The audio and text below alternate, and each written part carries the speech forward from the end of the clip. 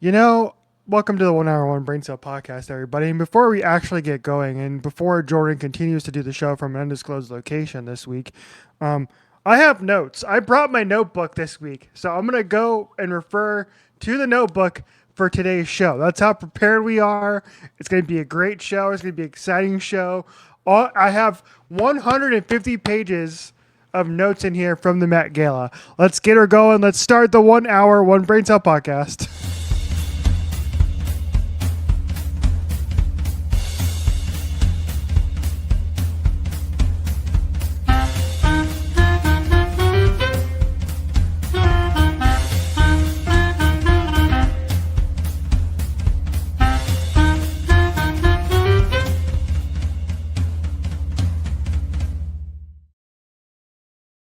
All right, welcome to the show, everybody. Oh my God, I can't talk today. Jesus Christ.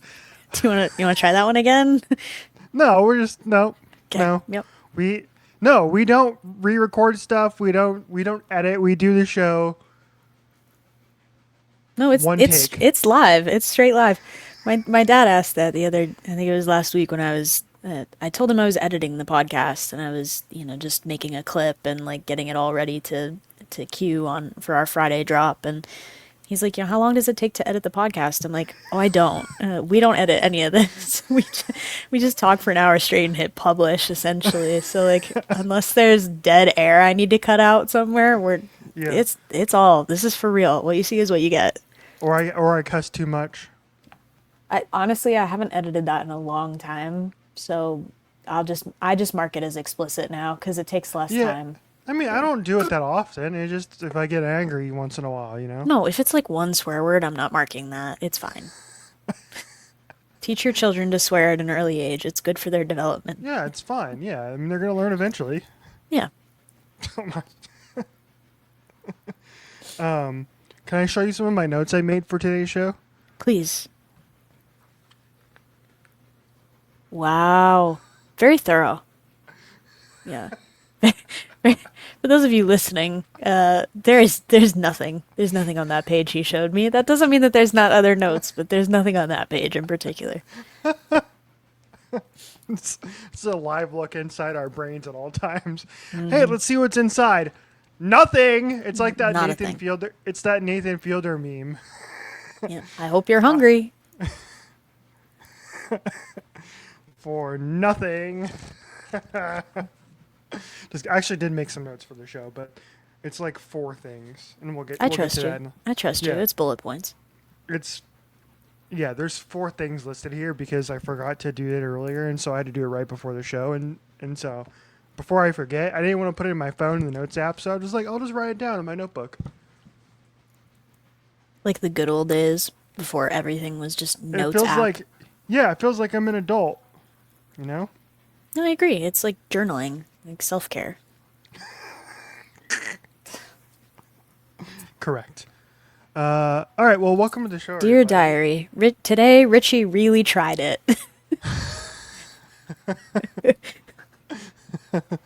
Go ahead. Sorry, I just had that thought. I had to put it out there.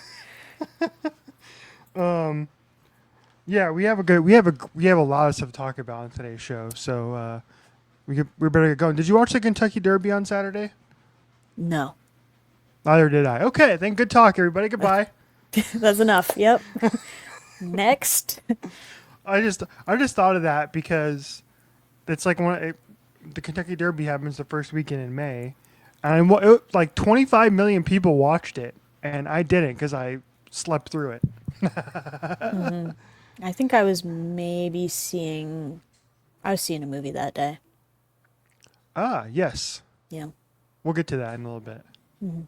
We'll get to that in a little bit. Um, okay, and awesome, prepared. Get the doc. Get the document quick. I swear my brain is not working today.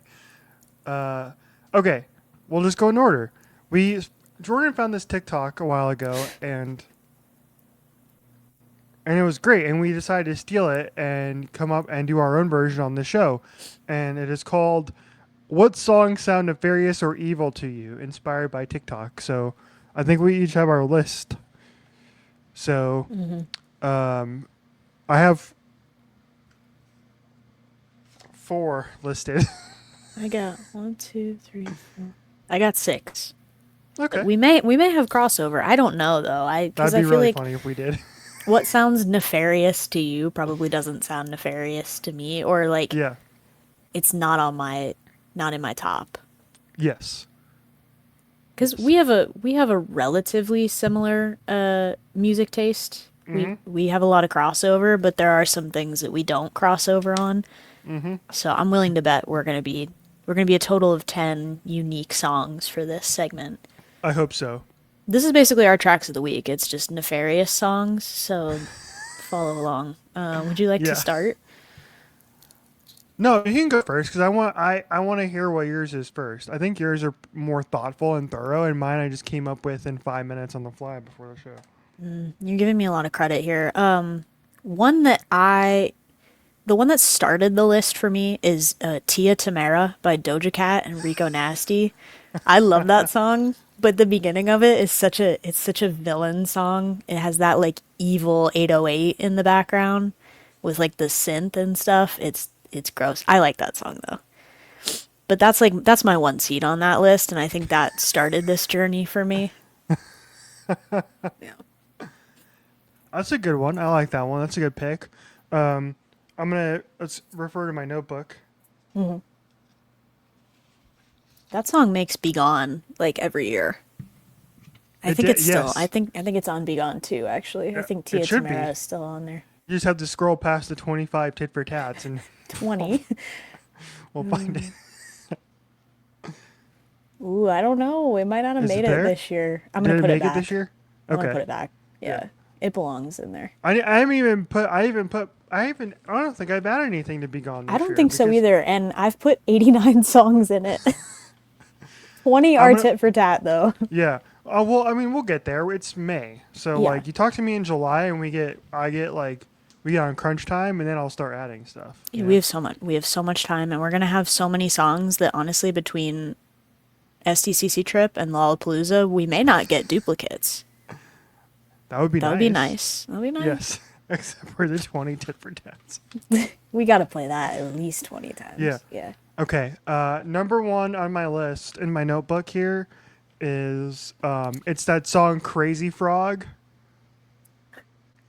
Axel F, Crazy Frog. Yeah. Okay. Yeah. Okay. You're telling me So, that song. You're telling me that song didn't come from the depths of some like evil entity to do that? that's true. That kind of came from like earworm hell. Yeah. Yes. Yeah. Okay. And I they was take a going great. for They was take going one more of the for great. like songs that like sonically sound evil, but you're going for like had evil effect on the public. You're talking about Yeah. like Yeah. what does the fox say? Like that just over like Dance Monkey, Tones and I that just like overran the world and now are the worst songs ever because they got so overplayed. Kind of, yeah. It's like a Okay. mix because Crazy Frog has the riff from Beverly Hills Cop, which is great, Right. You're going for evil impact. I see. Okay. right? And then they do the Crazy Frog song, and and the thing is with the Crazy Frog song is there's no artistic. It just slop at this point. It might as well be AI slop. So it's evil. And if we could do a séance exorcism on that song, Exorcism. Okay. that would be great. If you try to exorcise Crazy Frog, you accidentally conjure the spirit, I think, of that cat that spins 360 degrees. And it goes, Oh, ooh, ee, ah, ee, ooh, ee, ah, ee. yeah, They're related somehow. yeah. There we go. So that's our number one draft pick. So what's next for That's you? everybody's number one seed. That's crazy. I have Meet the Grahams, Kendrick Lamar, Evil. Evil song. Deep diss track. Also just sounds evil. Like the instrumental of that, like you could put that in a haunted house and it would fit. Did not have you picking Kendrick Lamar, but on We know the what side I'm on here. yeah. Yeah. Yeah. Okay. Nefarious. Nefarious beat. Nefarious beat. All right. My next pick. I just love the fact that I'm doing this from an actual notebook. Yeah, right. Makes me seem more official. Mm-hmm. Okay. Next song on the list. It's kind of it has a slight relation to the Crazy Frog song, albeit in a different context. Mm-hmm. So I think I have a theme here. It is the Oppa Gangnam Style song. Okay. Thigh. Gangnam Style. Yes. Yeah. Okay. Also Evil impact. evil. A little bit of an evil impact, yeah. But Yeah. like, that guy is still playing that song to this day to crowds of like 1 billion people, and they eat it up. It's crazy. That song did like irreparable brain damage to all of us, to the Yes. point like, I won't lie to you, it still kind of hits. Like if it plays somewhere and I'm not expecting to hear it, it's just kind of spontaneous. I'm like, ooh, I remember that song. Yeah. No explanation needed. That's my second pick. Okay. I have in here Climbing Up the Walls by Radiohead. Nefarious. I'm not familiar. If you press play on it on Spotify, you will immediately understand what I mean. Or Apple Music. You're an Apple Music user. Yeah. You'll understand what I mean. It's got a I don't know if you put this on your list, but it's a little bit Ethel Cain, like ambient horror. Yeah. What's it called? Climbing up Radiohead. climbing up the walls, Radiohead. Climbing up the walls. Okay, I'm gonna play it in the background here. Oh, the name of the album is OK Computer. Okay, computer. I'm getting ads. Go computer, show me a long unskippable advertisement. Delete search history. All right, quiet. I have to listen to this.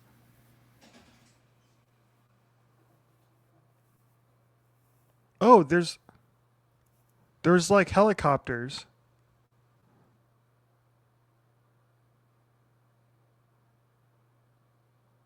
Oh, yeah, yeah. It sounds like I can kind of see that. It sounds Yeah. like a horror movie soundtrack. Right. Yes. Nefarious. Yes. Nefarious beat. Check. There we go. I like how we've had both of us have had two entirely different um, definitions of what constitutes the prompt here, which is great. That's how this show goes. Makes it more fun. Makes it more fun that way. Yeah. All right. Next one is like a collection of songs. It's not just one song, but I feel like it's self-explanatory. Now, I can't even read my handwriting here, but I know what I wrote 5 minutes ago, so I know what it is. It just says every Morgan Wallen song. Pain. Yeah. Yeah.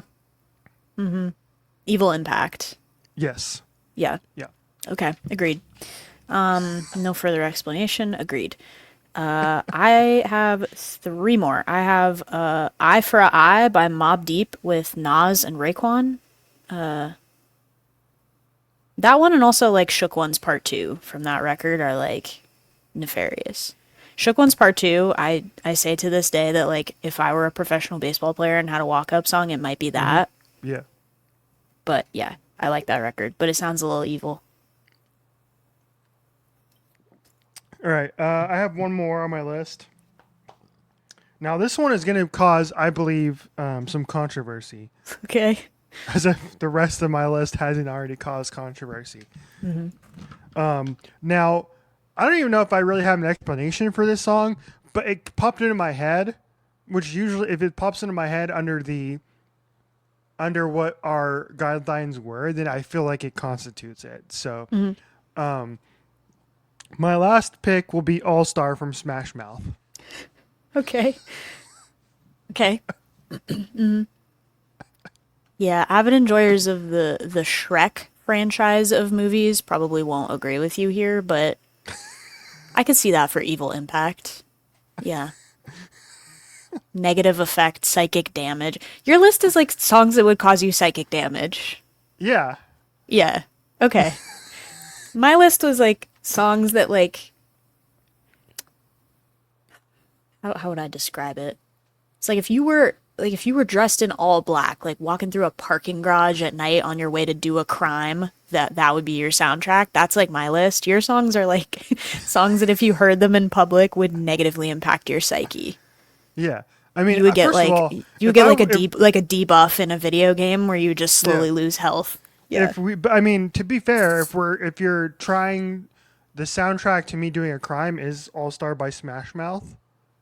I don't I know if could you're see doing the that. crime correctly. What kind of crime? Just like busting open the bank vault. Somebody once told me the world was gonna roll me. Like, stick 'em up. Yeah. So there we go. That's Okay. my list. I had two more, but they're in the same vein, which is songs by former Disney Channel stars turned pop stars that are like in a minor key for some weird reason and just kind of sound nefarious. And the first one is He Shed. Oh my God. He Said, She Said by Ashley Tisdale. And the second one, which I'm sure you've seen on people's lists, but it definitely belongs there, is Sneaker Night by Vanessa Hudgens. Don't you dare bring that song near me. I would, one battle after another. I don't know if we Yeah. mentioned on the show that I saw one battle after another. I think we did. I would tuck and roll out of the car like Leo if that song Yeah. started playing. I would Yeah. Yeah. I would Tom unplug the Cruise. car radio and Tom Cruise out the car. Yeah. Yeah. Actually, I don't know. Sneaker Did night. we? I don't know if we did mention that you. I don't think I we got don't your full remember. review. Yeah, I don't think we got your full review of it. I thought it was fine. It was we can go to that. We have movies to talk about. Yeah. Yeah. Yeah. That's it for our Nefarious Beats segment. Yeah. Different approaches. Yeah. I kind of. But see, that's a good thing. We have a broad topic that we could. We both have our different interpretations. And I think that's a very good way to show off the fact that our one shared brain cell can split into two and make a quarter brain cell. Yeah. And sometimes if they run into each other hard enough, then they make a little spark. Sure. Yeah. It's the yeah. We have this podcast is a large hadron collider of brain cells. You smash them together to create little mini pocket universes. Yep. And you're in the same pocket universe as us for the next 45 minutes, so get Yes. used to it. Yeah. All right. There we go. That's part one of the show. Before we move on, I do have something I want to show you before I forget Okay. because it's sitting next to me here. I have another. So I bought something recently that I had to have because first of all, it's cool, and second of all, it's a little memento in a way. Check this out. I got a little. Oh, cool. Yeah. It's like a little, are they die cast or are they like, Yeah, they're little 164 diecasts. okay. So it's Yeah. die cast of the finishing order from the Indy 500 from last year. It's the podium for the 2025 Indy 500, which is Very nice. Yeah, not it was my first Indy 500. It was your first Indy 500 well. So I was like, I need to have like a little memento from that. So, Yeah, that's cool. so I there you could go. justify that purchase. Yeah. So the only thing that ticks me off about this is here it doesn't. This is in the wrong order. See, so it's like this is not Alex Pillow. Right, See yeah. that? The liveries are wrong. The positions are correct as far It's as like podium, but it's in the podium listed it's in podium order, but the names don't match the podium spots. I was like, yeah. but that's fine. I Yeah, know and who the they are, the pictures on the back are supposed to help you match it, but yeah. So yeah, Did David Lucas really finish second last year? yeah, he did. He did. Because it was Marcus Ericsson, right? And then it was a DQ.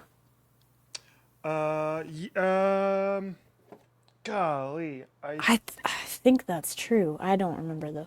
I think you're right. I think you may be right. Yeah.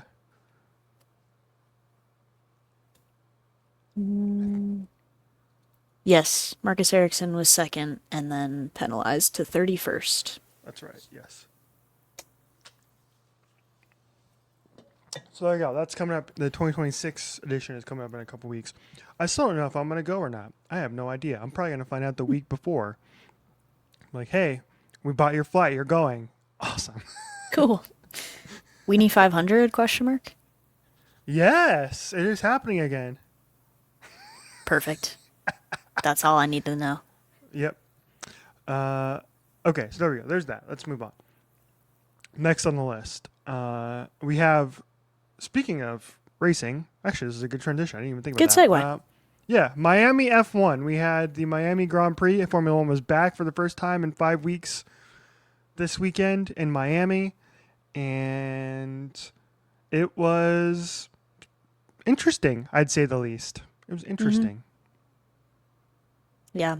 Still, I think I'm in the minority here, but I'm still a little bit bored by the racecraft on track this year. But this is not a great track as far as like Oh, it's not. overtaking and stuff. There's a couple of like very manufactured overtaking zones, but the rest of it is it's a course that's plopped in the middle of downtown Miami. It's in a parking lot, dude. Yeah, no, some of it goes through the parking lot. I would know. I was there for the national championship game. We were walking Yeah. through the parking lots to get back to the car, and there's like this blue berm, and I'm like, oh my god, that's a curb. Like that's one of the painted curbs from the circuit. And you're like, yeah, I think I know where that is. Yeah, it's not a wonderful track, but it was fine. You could definitely tell that some people had put some time into improving the cars over the 1 month plus break. Some teams looked a lot better than they did prior to the break. Some teams looked the same. George And Russell then there's Aston continues to Martin. get outclassed by yeah, and Cadillac. The Cadillac same. was actually Cadillac was solid. Like Checo was running like I think Checo almost made Q2 I think or SQ2 one of the two. Like he's hanging around. He was right there in terms of the midfield. So even Caddy's getting better. And then my one of my favorite things before the race was everybody put out their like big changes to the car. Like Red Bull completely remade their car among Mm. other things. Like Mercedes, all these had upgrades, and then it was Aston Martin just had none They're listed. like, we don't even know what to do with this thing. It's so broken, we can't fix it. Uh, yeah. So yeah, I mean, I thought it was like all things considered. Usually, Miami is like in the past has been like legit, not very watchable. Hmm. There's no overtaking. It's in a parking lot. It's not very entertaining. It is what it is. My mic broke off my thing. Uh, Nice. Clip it. and and the last couple of the races has been completely decided by a safety car, Hmm. right? Like Max got screwed out of a win a couple of years ago because of that. Um, and so yeah, this race this year was like a little bit more watchable. Like I feel like it was more chaotic than in previous iterations. We had a Max Verstappen spin in like the first corner of the race that caused like a lot of chaos and somehow Well, did we not. had like even up until the start of the race, there was like uh, prior to the weekend, there was concern that the whole weekend might be canceled. We had some crazy weather and some schedule changes like as a result that made everything totally chaotic. And then yeah, it was during the race. It was the strategy not a lot of people expected is like it was mostly a dry race, but Hmm. they had projected for some rain, so we had moved the session 3 hours earlier. And I saw a tweet that was there were a bunch of people leaving after the race was over, and there were people walking in that were like, "Hey, where's everyone going?" They're like, "Hey, race started 3 hours ago. Like, did you not know? Like, it's over." Oops. It's like, man, Oops. that's crazy. But Yeah. yeah, it was something. All right. Yeah, we had Pierre Gasly going upside down in the first couple laps of the race, which is crazy. The fact that Mm. that happened like in a braking zone, I'm still shocked by. I'm like, how does that Cars happen? cars don't go upside down. F1 cars just don't go upside down like that Yeah, for the most yeah, part. At least not in recent years with the new safety changes and things like that. And but it's a bad sign if you see the floor, the plank of someone's car. You're like, oh, something bad yeah, happened. yeah. Yeah, the fact that that and the Isaac Hadjar crash happened within like 30 seconds of each other in completely different portions of the track I was like, oh, okay, we have chaos ahead. Uh, we had Lewis Hamilton getting damage from, I believe, a V carb. I could be wrong about that, maybe. Um, and so that completely wrecked his race, and the rest of the race happened. I will say it was fun watching Max come back through the field from like I think he was like 16th at one point, and Hmm. he stopped during the safety car, put on some new tires, and lost a bunch of track position. And yeah, watching him work his way back up to the front was pretty cool. Um, and then at the very end of the race, we have Charles Leclerc breaking his entire race car and still somehow continuing to finish the race, and then getting a photo finish at the end between Chuck and Max for fifth place was pretty fun. Um, so And then that getting yeah, walloped with post-race penalties yeah, because he couldn't turn his car to the right. It's like yeah, I was watching the onboard. It was like, oh, buddy, you really just made up those track lines, huh? yeah. You That call them did wherever you no, want. yeah, that was bad. That was rough. Yeah. And then yeah, we got Kimi Antonelli Win, who's continuing to embarrass his uh, seemingly anointed teammate before the season, which I think is great. Hmm. Yeah, George Russell really thought he was going to get handed a world championship this year, and things seem to be moving in a different direction. Yes, yes, indeed. Um, Mercedes so still has the best car yes, by a class right now, but it's the field narrowed a little bit with the break. I'm hoping we'll continue to seemingly, see that some. Yeah. seemingly did. I think it may change for Canada because that track is a lot different, and Hmm. I wonder. I'm curious to see how the racing, what the racing is like at Canada compared to something like Miami, where there was a lot of braking zones, since you're able to recharge your battery a lot quicker. It's not Hmm. like that in Canada. There's a couple long straights, and it's generally a lot faster track Hmm. than most other tracks, which is where we've seen the super clipping happen a lot and people complaining about the racing on those style of tracks. So I'm curious to see what it looks like um, coming up in Montreal. But yeah, Yeah. there we go. There's Miami for you. Uh, there you go. We can move on. All right. Other big news is that Max is no longer being beaten by an Alpine in the Drivers' Championship. So that's So nice. It was horrible. It's horrible every time it happens on track. It was horrible to see in the driver's standings. Please. This is not representative. oh. Speaking of Alpine, we should give a shout out to Franco Colapinto, who, because of Charles Leclerc's penalty, had his best ever finish in Formula One as well. Good job, Franco. So I think yeah, he finished seventh, I think, and Chuck finished eighth, but I could be wrong Okay. about that. Yeah. There you go. So there's that. All right, on to our next bullet point, which I'm going to toss to you because this is your expertise. Even though I have seen some of these, but I feel like this is your time to shine here. The bullet point just says Scientology speedruns. Okay, buckle in, folks. My dad wanted this topic to be added this week because we got really invested in the lore behind this when he was here. Scientology speedruns, it's exactly what it sounds like. And I'm going to preface this whole section by saying that, like, the legality and ethics and morals of this are gray at best. I am not encouraging anyone to go and do this. Nothing of the sort. But do I think it's really funny? Absolutely, because Scientology is it's basically a cult. If it's not officially a cult based on however the rules and classifications are to call things a cult, it's certainly it's a religious sect, it's an offshoot, it's an independent group. This is typically happening at the main Scientology building in Los Angeles, which is that really big one that's like on the strip, like I don't know if it's like Sunset Boulevard, whatever it is. I don't know. It's somewhere. But it's on the strip in downtown Los Angeles, and it's that big building that says Scientology, okay? And the trend has been that people will simply go inside the building and dodge the workers there and try to go as deep into the building as possible without getting caught. And they all get caught, but it's like they just ask you to leave, right? They're not pressing charges on people because I don't think that the Scientology people really want the cops in there investigating and helping them press charges. So nothing really happens.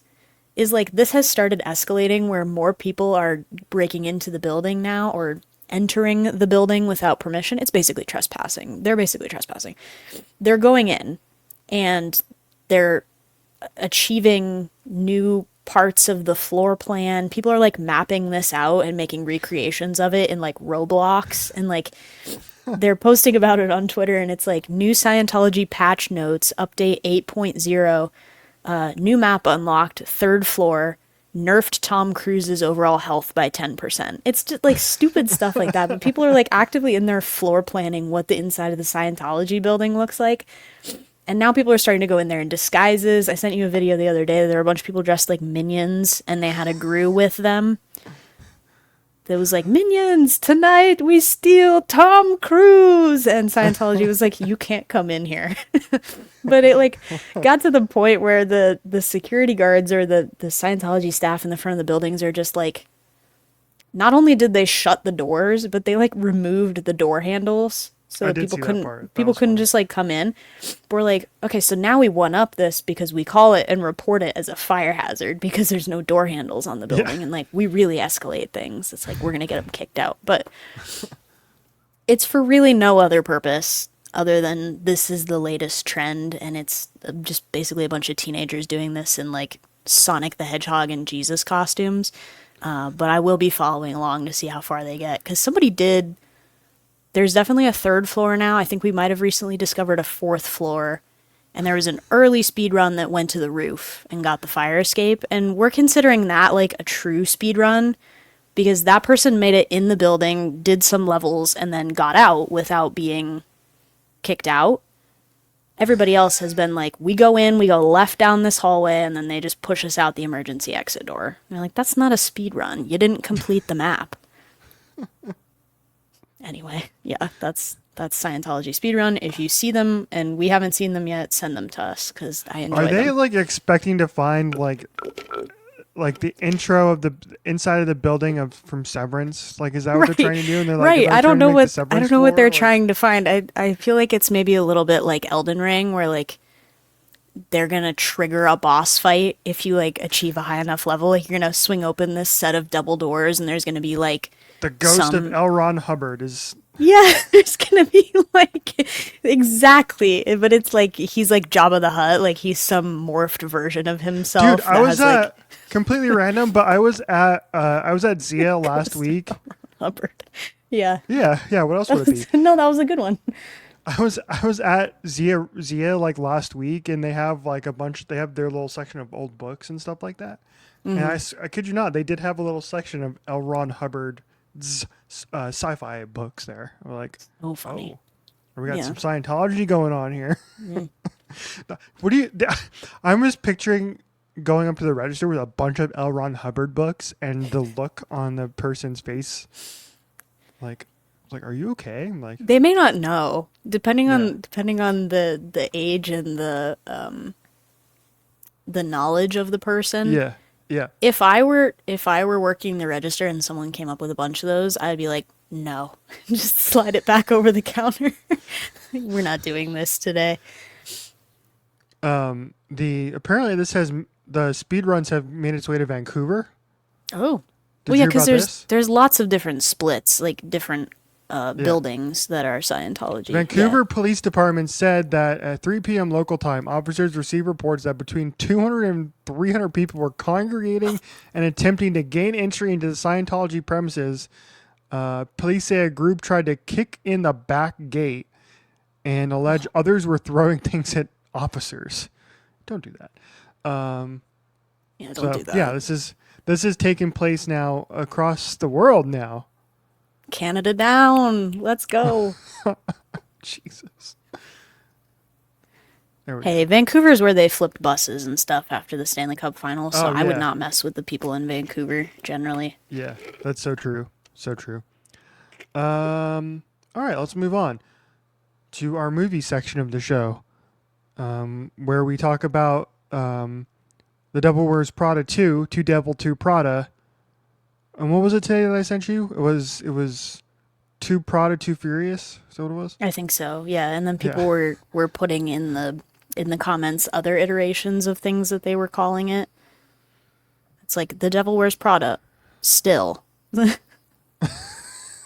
Yeah, The Devil still wears Prada. The Devil also wears Prada. Like just dumb stuff like that. But yeah, The devil went down to Georgia and bought some Prada. was and was looking for some shoes to steal. Yeah. Period.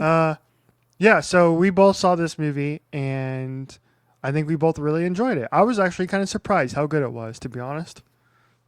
I was surprised by your Letterboxd review because I was like, I don't know. Like some things I very much agree with you on, but there are some movies I have to bully you into liking. I'm like, Yeah. I don't know how he's gonna feel about this.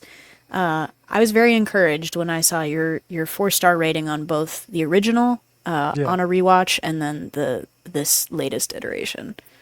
I did. I bumped the original up because, like, when I first watched it, I was like, "Oh, this is fine." But then I watched it again. I rewatched it, and I was like, this is better than I remember it being. It's actually a pretty fun time, and so I did bump it up to 4. And Yeah, and I gave. this sequel was wonderful. Let me bring it up here. Where is Yeah. it? Okay, here we go. The Devil Wears Prada 2.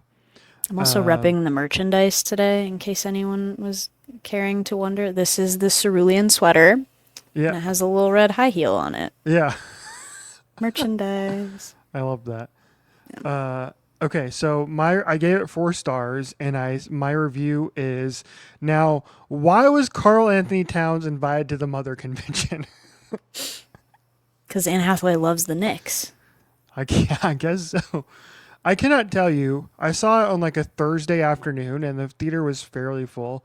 And I cannot tell you the burst in laughter I let out when Carl Anthony Towns showed up, and I was the only one laughing because I don't think anybody else in the theater knew who this man was except for me. Yeah. And it just But you cackled. texted me, you're like, Rory McIlroy. I'm like, who? Like, he was Yeah, there? I he didn't see was. him. He was. Granted, I could probably walk into a professional golfer in an airport and not know who they are. Like, He was in the generally. Rory was in the scene kind of near the end where they show up the thing, and Hugh Jackman is there, and Andy's boring Oh. boy. Yeah, Andy's and boring the girl from Yeah. Chicken Shop Date, Yeah, Amelia de yeah. Moldenberg. Yeah, I saw her. I saw her too. That was lots funny. of cameos. Yeah, but yeah, Rory was in that scene. Okay, yeah, I didn't But see. yeah, I enjoy. I actually quite like this movie. I thought it was really fun. I thought surprisingly, like it was, because the first movie for me, I think that was my main problem with the first movie when I first watched it, is there's not a whole heck of a lot of like story there in a way. Like it's just kind of a vibe. It's just a you turn it on, you get a lot of great actors showing up in the movie, and it's a vibe. And there's not a lot of meaty story there. But in this movie, I feel like there was like an actual story and an actual like a lot of some interesting ideas going on about like our current media environment and about like how all the characters in this movie have gotten older and how they have kind of dealt with the changing tides of the world in a way. And so you feel that, and you feel that all these characters are in different spots than they were than from the first movie, and you understand why they're there. And so yeah, and it's a movie that is very much in the very much pro journalism, and I really enjoyed that. And I enjoyed where all the characters are. Everybody was good in the movie. I loved everybody was funny in this movie. Except for Andy's boyfriend, who is still just as boring. I don't know why. But Boring. Yeah, he's perfectly fine, but just I'm not sure it was really necessary for the story. He's better than Andy's first boyfriend though, because you and I still beef about how like the fact that he burnt the hell out of that grilled cheese, and he's supposed to be a professional chef, and like never showed up to support her in anything, and was just like just the worst person. Yeah, he's this current Australian boyfriend. I don't even remember his name. Is it Peter? I don't know. Current Australian boyfriend is like an upgrade, but also just bland. Yeah, exactly. I don't know. Very bland, but sure. I agree with you 100% on the fact that it felt like I had something to say and did a good job of saying it and speaking to the how valuable it is to still have human creation in art, and art including things like fashion, like media, like journalism. It's almost very on the nose about being like anti AI Mm-hmm. backlash against digital media a little bit.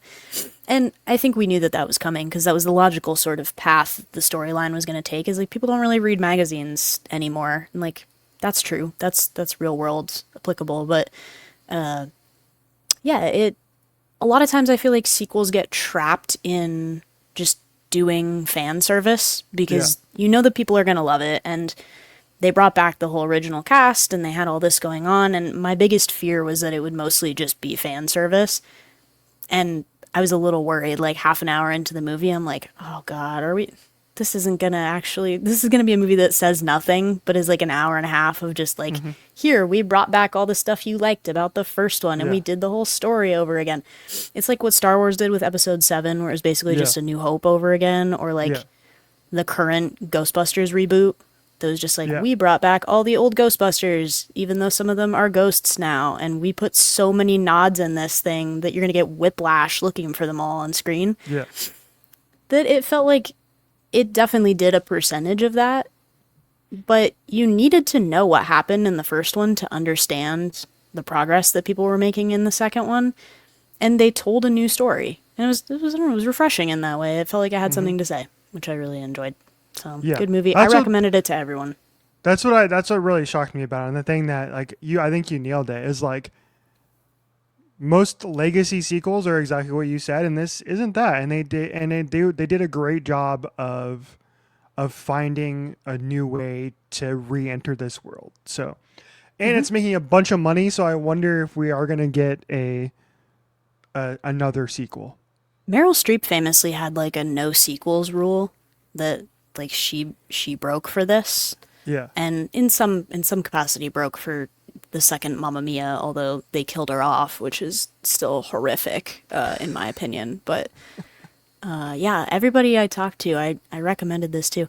The one thing I'm glad you didn't tell me was about Lady Gaga's cameo. Yes. Yes. I knew she was going to be on the soundtrack, and I figured she would be Yes. involved in some capacity in the film, but she had a good chunk where it was like her own scene, just like her against Meryl Streep, like Yeah. That was Lady great. Gaga versus Miranda Priestley, like Yeah. diva down. Did you okay? Did you clock that there? Because the scene earlier is that they tried to get John Legend, I think, to perform at the big party, and he Yeah. couldn't do it or whatever, and so they were like, oh hey, we're gonna get somebody else, and there's like, and they don't tell you who it is.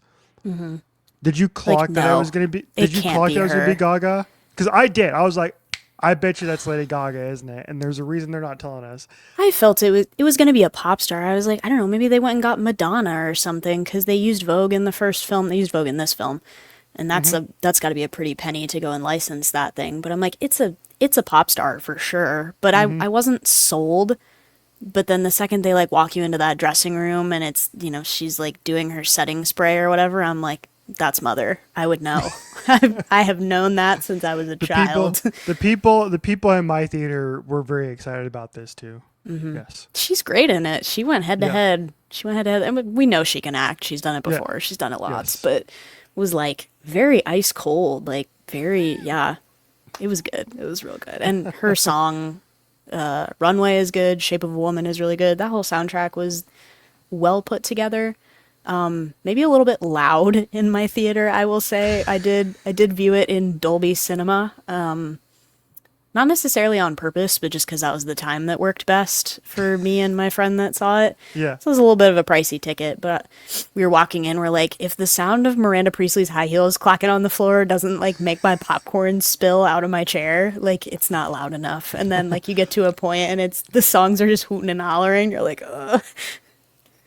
Did Yes. you did you do the special Double Worst Prada Diet Coke? They didn't have it What? as far as I saw on our freestyle machines. It was not an option. Oh, what the hell, man? That's I stupid. know. Yeah. Okay, but in your defense, it is kind of hard to find because on mine, it was like an extra thing. So you didn't click on the Diet Coke portion. Mm-hmm. It was like its own little thing in the corner. Oh, it's like the other options button. Yeah, and so it Hmm. was like this like secret menu thing, but I found it Yeah. actually I pretty good. didn't I actually enjoyed it. I didn't look that hard for it, but maybe if I end up at the cinema to see Mother Mary to continue in Yeah. Hathaway Summer, maybe they'll still have it. So Then you can look then.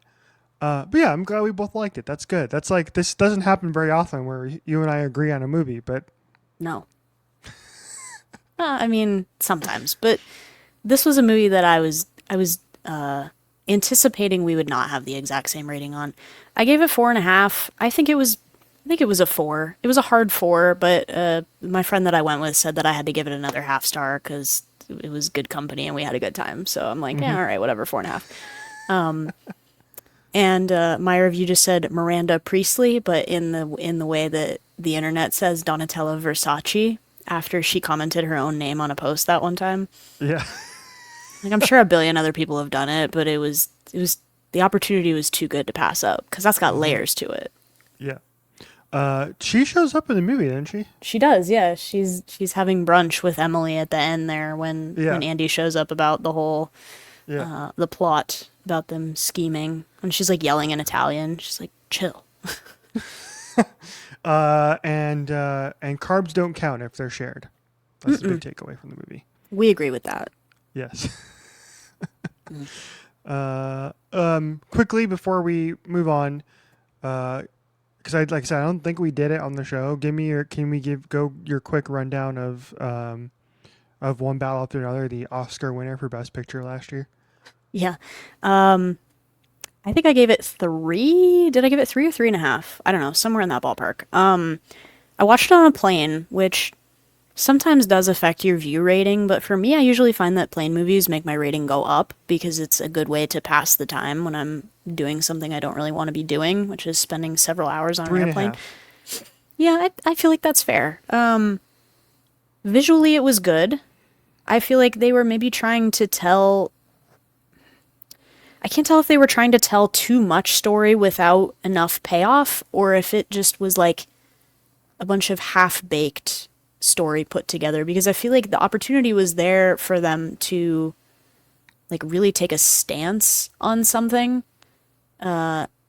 Like there's the very open of the movie is essentially they're in like an immigration or detention camp, Mm-hmm. but they don't really have a stance on that. Like yeah, they're breaking people out, but like there's lots of sort of scattered metaphors like that throughout the movie, whether it's like racism or classism or things like that that I feel like it was just sort of it was exposition, but it was sort of half baked because they were trying to do too many things all at once, and the pace was a little bit slow. And as a whole, I think my biggest gripe with it is that it's the kind of movie where it's probably going to win a lot of awards. Like, it's going to be lauded throughout its time as being a good movie, and I do think it's a good movie, but it felt like the whole time it was just trying to beat me over the head and say that it was like smarter than me and it was too deep for me to understand it. And we just simply don't need more 3.5 hour male cinema movies that try to be deep and revenant about things and then just don't really, but we have to like herald them as being these beacons of like liberal thought in cinema. It's like, sure, it's trying to take some stances that not a lot of people will take, but it just doesn't execute on any of them, and it spends the whole time trying to justify itself as being very thoughtful. So I gave it 3.5. I Mm-hmm. thought it was fine. The execution was fine for what it was. I don't love Leonardo DiCaprio just as like a comedic actor. I think he's fine, but I'm like, I don't know. Whatever. I did like the sensei, though. I did like Yeah. Del Toro. He was very good Benicio in was that. great. Yes. And there's that one shot that a lot of people talk about this, but it was in the trailer, and I remember seeing this in the trailers for the film. But they're like running through his house where he's sheltering all these refugees, Mm-hmm. essentially, and they go outside, and Leo's like yelling like "Viva la Revolucion!" and he like closes the trap door, and then the carpet rolls across, and Mm-hmm. it just perfectly like plops down at the end. I'm like, Mm-hmm. yeah, all right, I enjoyed that a little bit, but yeah, Fine. Time doesn't exist, but it controls us anyway. Correct. We ball anyway. I'm not gonna bring up my favorite line in the entire movie. I might text it to you afterwards or when we're done. I'll tell you about my favorite line in the movie that still makes me laugh. But I can't say it on the show because, I mean, I could, but then you'd have to edit it. We don't, as previously discussed, we don't. Then want I'd to have do to that. kill you. Yeah. Yeah, so I'll tell you afterwards.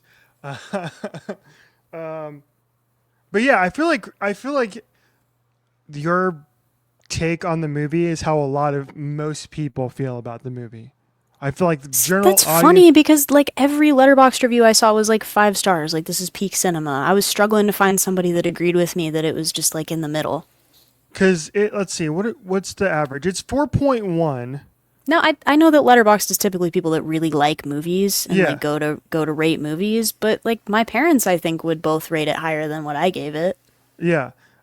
Again, I think like most people who saw the movie and sought it out kind of probably feel like you did. I think, even though again, Letterboxd is 4.1, but Hmm. I feel like it's one of those movies that is like I saw it 3 times in theaters, and I liked it more every time. I liked it more every time I watched it because I picked up different things and I was focusing on different like different ideas that Paul Thomas Anderson kind of brought up amongst the story, and so I feel like you're not like out. You're not crazy. Like I Hmm. feel like most normal film people who go to see movies probably feel the way that you do because as I remember I saw the movie with Corey and Scotty and they were kind of the same way. We're like I feel like they liked it but they didn't love it as much as I did because I think they both gave it like either three. They gave 4.5 stars. So um, but yeah, so I can see where you're coming from. I think you might change your mind if you see it more than once and so again you're able to kind of having already It seen it then you can kind of think about the themes of the movie more so than the actual like plot and the I and the think it was also just really hard for me because there were some elements of it that were so like absurdist that was like the Christmas cult, hmm but then there was another half of it that was very real and like the juxtaposition between those two things is like I don't know if it found the right balance to it just didn't hit the right like rhythm for me that hmm like I don't know. And I think maybe it's the kind of film that like encourages you to spend too long digging at the themes of it so that you don't yeah, realize that there's like holes in the plot. I don't know. But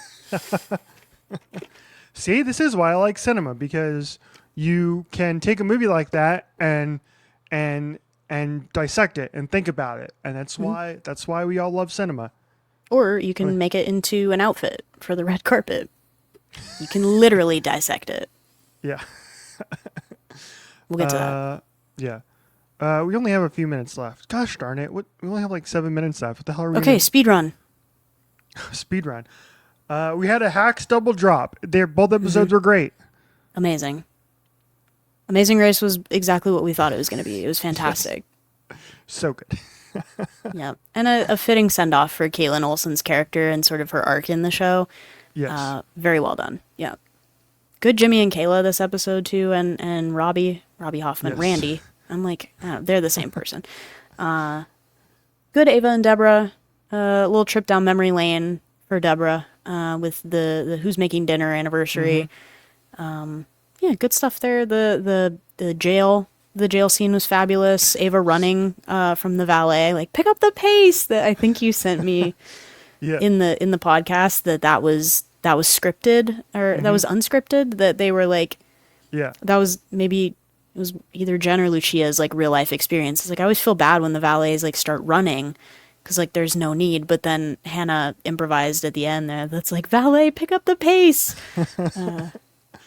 And yeah, I've been seeing lots of folks that played those jail extras posting about how wonderful the experience was on set, especially the girl that punched the police horse.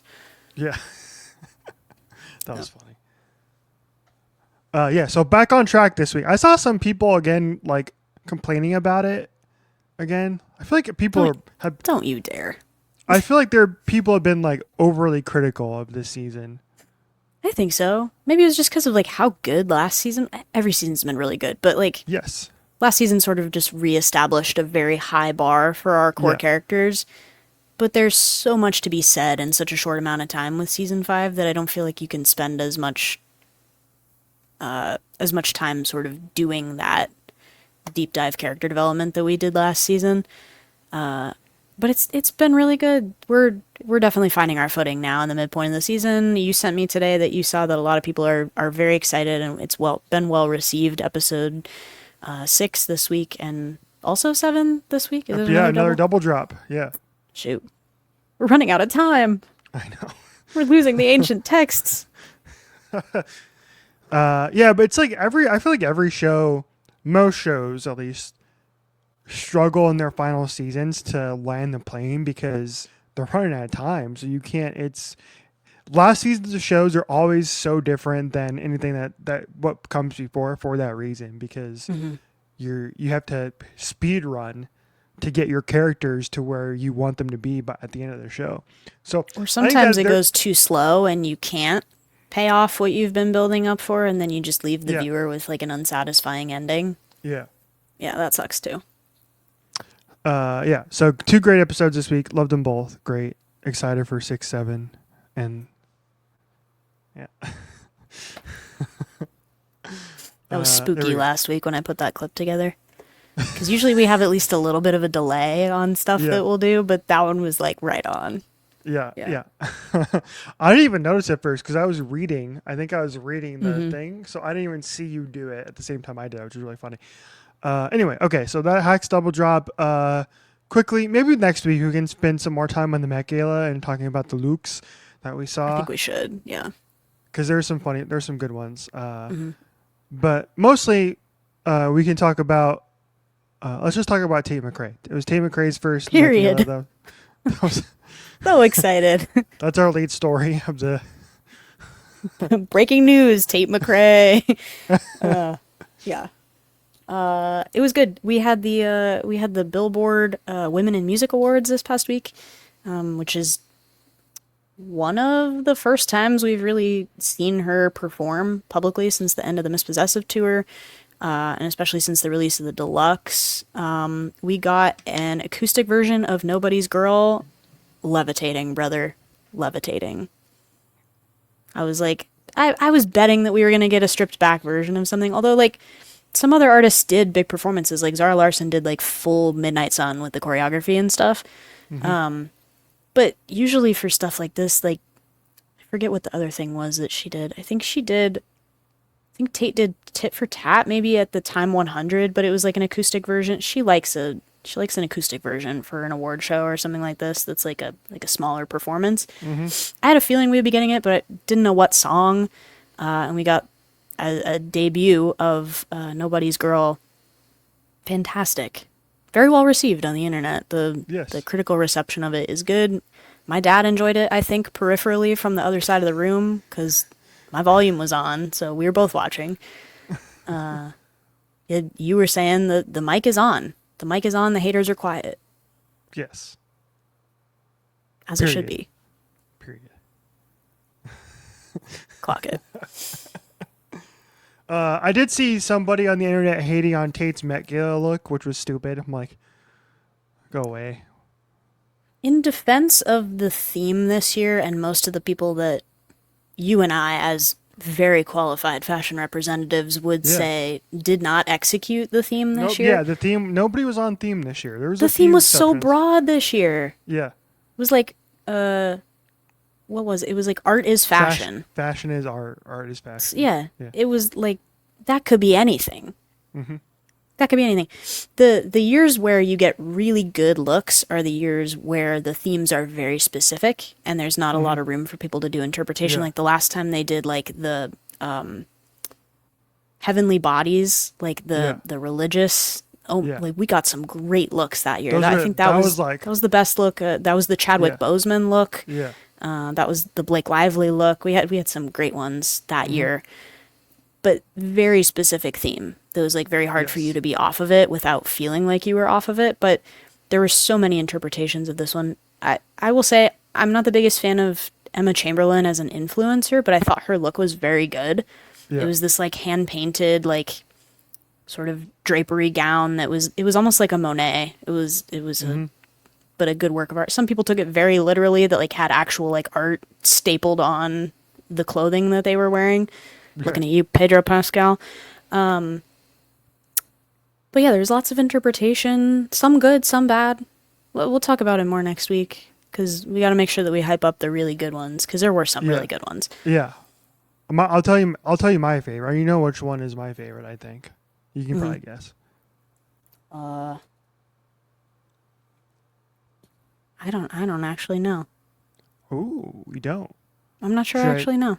Should I wait for next week? We should maybe save it for next week. We could do a ranking. Teaser. We could do a 5 best, 5 worst, maybe. All right. Yeah, we can do that. Usually we like to scroll through. We do. We've had some hitters by just scrolling through the images and saying the first thing that it makes us think of. Yeah. Maybe we'll do that. Who knows? But we got to save some stuff for next week, because what if we have... Well, first of all, next week is going to be a bunch of weeks from now, because I'm going to be gone. Full disclosure for the podcast. Okay, Jordan's quitting the show. Son of a bitch. I'm not quitting. I'm doing the show by myself from now on. Okay. Do it. But yeah, we'll talk about it. We'll talk about it. We won't have a show for you next week, though. I'll be out of the country. Out of the country. Did I not tell you this was happening? Because I feel like I'm breaking this news to you right now. No, you did. Okay, good. You definitely did. Yeah, we're also going to be really behind on the 100th stream spectacular, because we're now on episode 111, but I'm still not allowed back in my apartment, so... 125 episode spectacular. We'll get there. Yeah. No, well, yeah, I know you were leaving, because you were texting me about your Lukes that you were trying to find this week. So Yeah. Big pants. Hashtag big pants. Yeah. We'll talk about the Met Gala next time. Yeah. All right. There you go. That's the show, everybody. Thank you for coming on. Thank you for listening. And yeah, I guess we'll talk to you whenever Jordan gets back from her adventure in an undisclosed location. Maybe I'll be back in my apartment by then. Who knows? If it's another 2 weeks, dude, I'm gonna quit. I'm gonna get into real estate. The crash out is it's gonna be. It's coming. It's even more than the Branzino crash out. It's coming. Oh yeah, there's gonna be Branzino. I'll tell you where I'm gonna put that Branzino. My leasing office in the mailbox. All right. Well, follow us at OHOBC Pod wherever you get your podcasts and whatnot. And yeah, we'll keep you up to date whenever the live stream happens. We'll let you know. It'll be happening soon-ish. Or at some point in time. All right. We promise we're still doing it. Yeah, we are. All right. Goodbye, everybody. We'll talk to you soon.